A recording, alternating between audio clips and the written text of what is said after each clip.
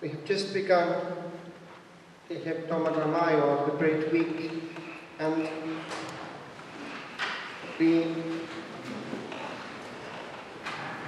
combination of all, indeed the concentration and compression of all, in one geographic point of the earth, to which I alluded earlier, comes to mind. If one drifts toward that sacred area, where, as I mentioned, the blood can still be seen in that part of the rock of Calvary, deliberately left open and protected by glass for all to see, and commented upon by pilgrims way back over the centuries, is the part that we will think about now, already in the Passion read, in the Vigil Masses this evening, and throughout the world, across the day that will come. Way through, until of course we reach Holy Thursday, when we have an element of glory coming in. It's the last time that the bells are heard in the churches of the world for 3 days. And there is an element of almost ecstatic joy coming in, for it was the time when Calvary was already being applied to mankind, both by the institution of the Blessed Sacrament and, at the same event, by the institution of what would make it possible. Hence the renewal of the vows of those who were ordained and traced their ordination to that first conferral of orders on the 12, including the one who didn't make it to glory. And for that reason, of course, we renew our vows on that day in the hands of the bishop. It can be anticipated because of the heavy duties of priests on that day, and it is the case in Meath, as it was in Siena, to the Wednesday. And there is also a tradition of eating with one's bishop and with one's fellow priests on that occasion, a very good way of sharing one's priesthood by extension, the agape of the early church. Ubi messa, ibi mensa is often used in Italy. Where there is Mass, there is the table. And it also happens if one is invited by family to celebrate in their place, that one will have an agape afterwards in a mode of genuine fraternity. And by the way, that is not indifferent. The Blessed Sacrament was given to us in that mode of elevated festivity and sharing. And as I mentioned, we have that detail coming in that the Lord and his disciples sang. It does say that having sung a hymn, they went to the Garden of Olives.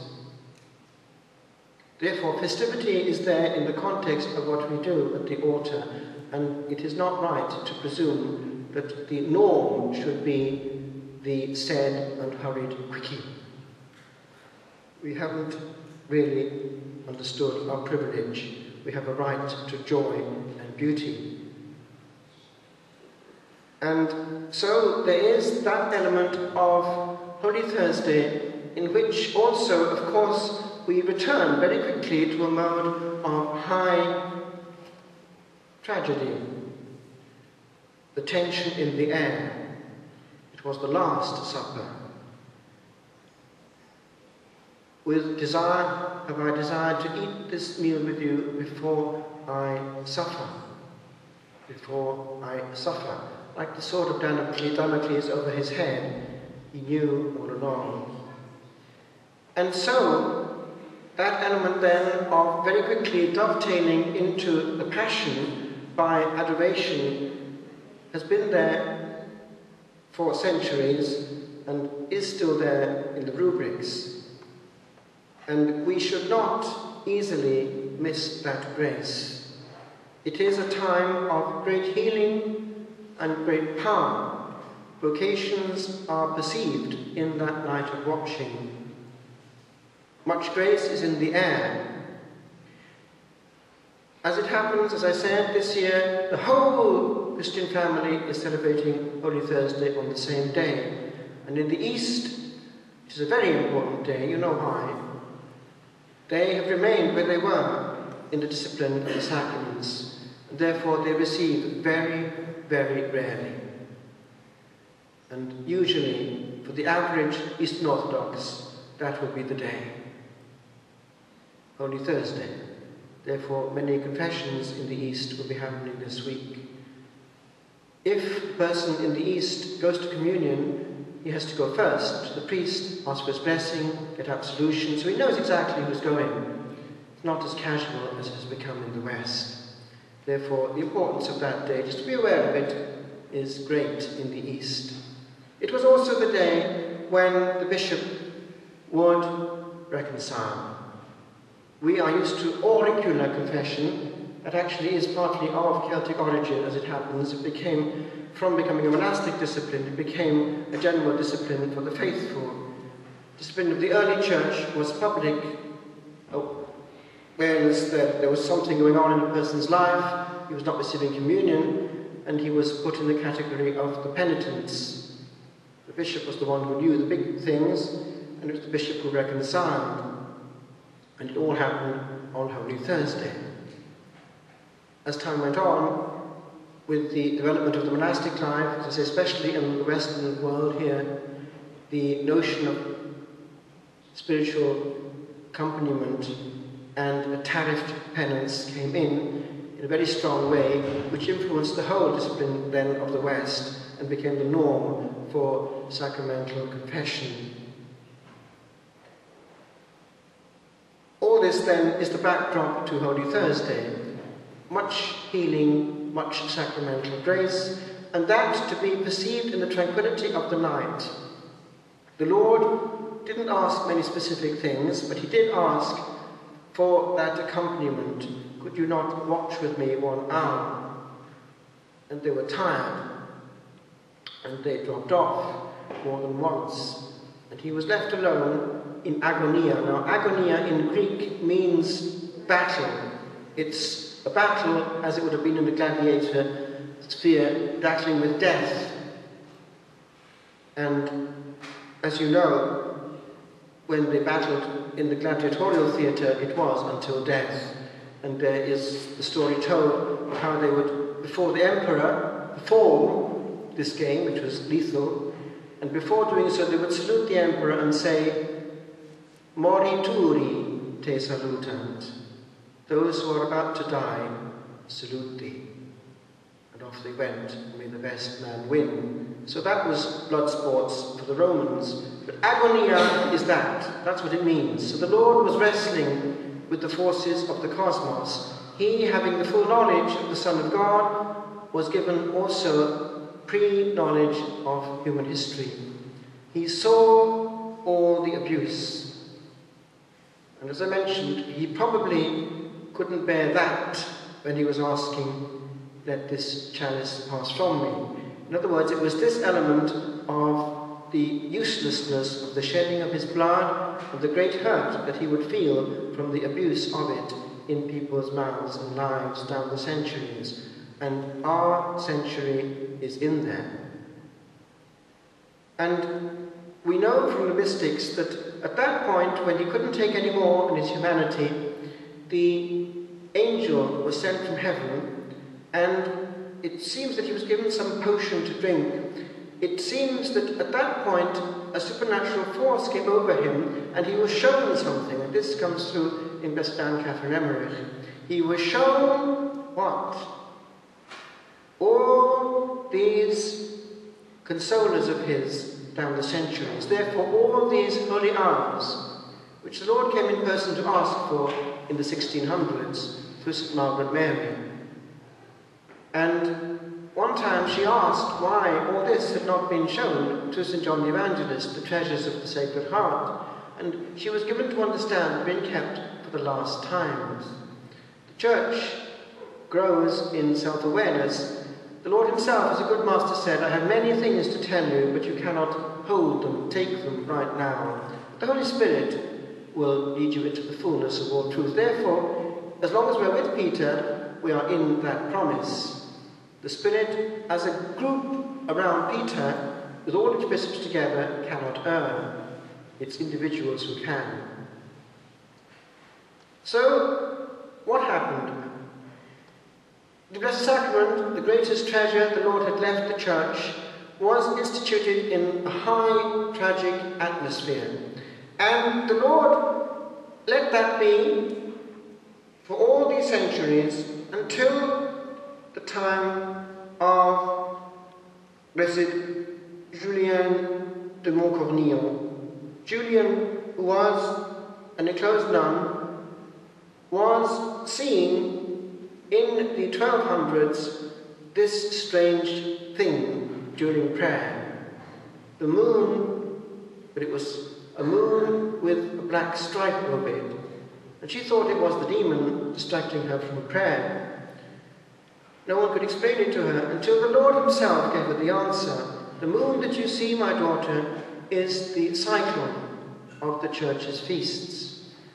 The black stripe that you see across it is one bit yet missing.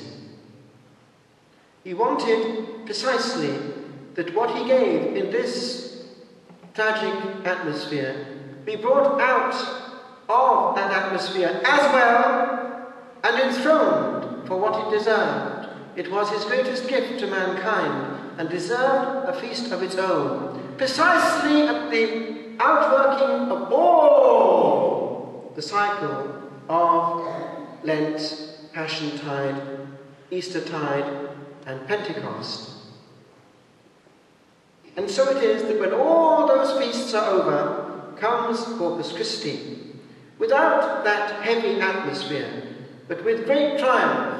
And in Italy, Spain, some Catholic countries, it's still the case, no shame whatsoever. They like anything that moves. So it all happens. So say, in Siena, so far it was the miracle that we carried. We carried the Lord's own miracle of his preserved miracle of 1730, le particole, the particles we used to call them, the sante particole, the holy particles, which have been preserved in from 1730 onwards, never consumed, and they're still exactly as they were.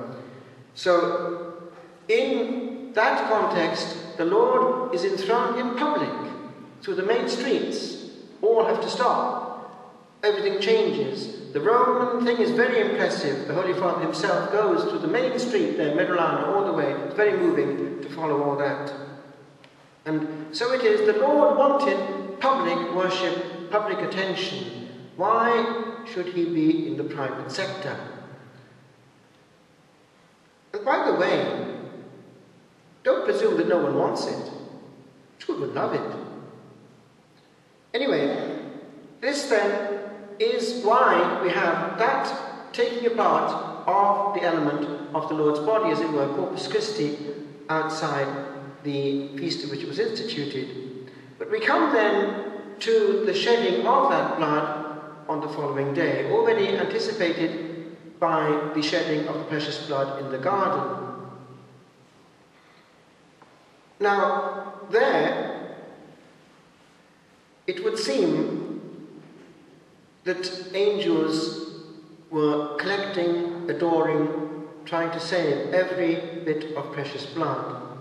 I mentioned to you that there was this puzzling relic in Santa Croce in Rome that they recuperated, and it is, from research, ancient and true. It's very difficult to understand, but it is a complete file of the, it would seem, because it's sealed from centuries ago, from there. Now, all this to say that all this mystery happened within a few meters. The skull of Adam is supposed to be there, and on top of it was where we were redeemed. And because of the Passover, it had to be a hurried operation. And this taking down of the body on the same spot and quickly putting it close by is to be seen in the fact that we have very close to that the place where it was placed. What happened there? It was sealed, and there was, we know from examining the Holy Shroud, such an explosion of unknown forces that a whole succession of miracles was compressed into one moment of time. I would invite you, if you're that way inclined, to examine what is available on YouTube with regard to the Holy Shroud, because recent knowledge has indicated that science is actually supporting, in fact proving, much of our faith at that point. We know, for instance, you can see it all documented very well, that at the moment in which this inexplicable print was left on the shroud, for it to happen without any pleats or bends on both sides, it was happening at a moment in which the body was suspended in the air. So there was an almighty explosion there, and things were happening outside.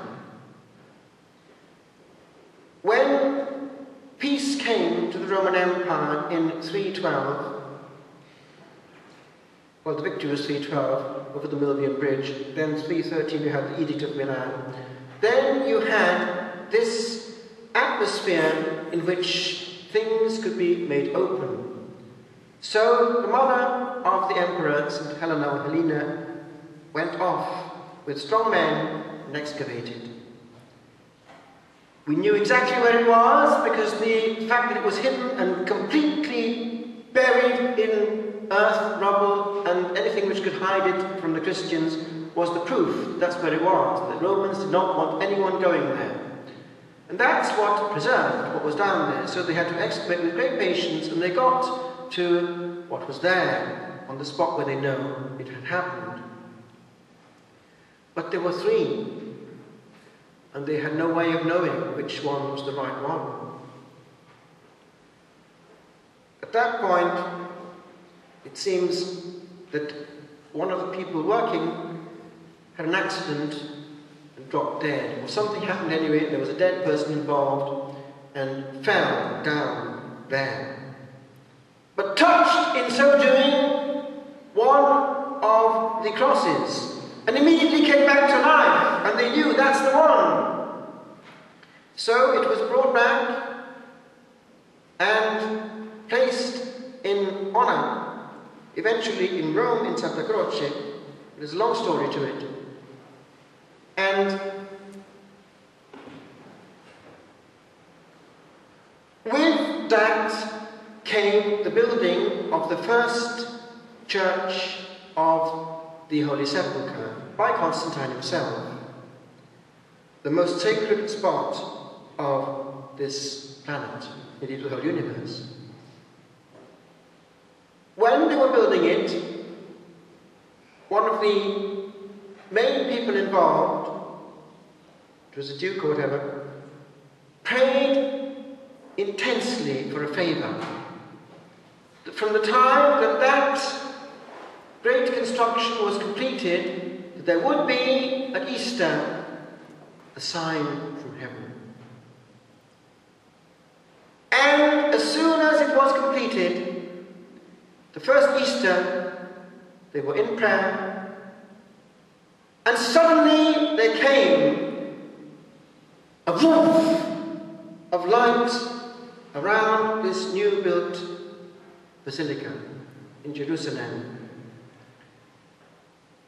And the huge candle of the patriarch, who had the right to be the main celebrant because he was the descendant of St. James. Remember, the church was one. The church is made of patriarchates, of which Jerusalem is the earliest in time. Then you have Antioch, where Peter went. Then you have Rome, where he came. Then you have Alexandria, founded by his disciple Mark. Then you have New Rome, Byzantium, which is still there. Then you have the later ones, Moscow and Romania. These are the ones which came later in time. Next year, they came back. And at the same time, the same thing happened. Woof! This light coming and lighting the Patriarch's candle. In the period of the Crusades, this was not particularly an Eastern thing, it was a Christian thing. And they knew about it. And they were keen on having it for themselves, as it were, the Latins. By that time, division had come in between East and West, and unfortunately the Crusades didn't help, because they behaved badly at Constantinople. That's another story. And then the Lord actually was not happy about all this. They had been very brutal in the massacre of Jerusalem, the Crusaders. There was a lot of blood on their hands. And also, there were other details which weren't particularly savoury. And the Lord obviously wasn't too happy about this forcible appropriation of what was peaceful. What happened? They reconquered Jerusalem from the Muslims, and when it came to Easter, they were there, hoping and waiting for the light. It didn't come. Eventually, they started to all go to confession and pray. And then they had an idea to go away to do something in another part. And when they had gone, rumour came, the light has come. And they came back. Now, from then on, I'm simplifying, but basically it's always happened